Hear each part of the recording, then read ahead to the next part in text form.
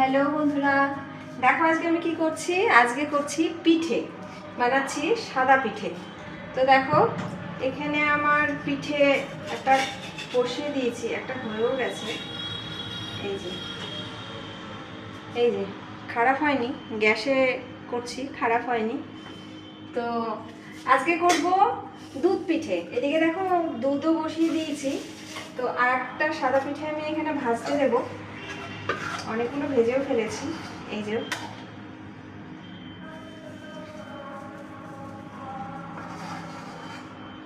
রান্নাঘরটা দেখে নিশ্চয়ই বুঝছো এটা আমার রান্নাঘর না। আমি চলে এসেছি এ বাড়িতে মার কাছে, বাবার কাছে।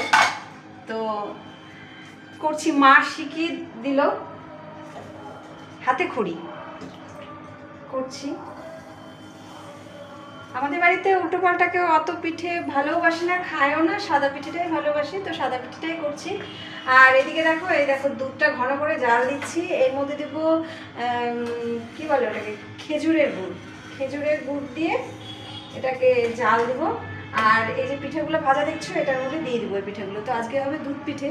তো চলো আমি তাহলে পিঠেগুলো ভাজি।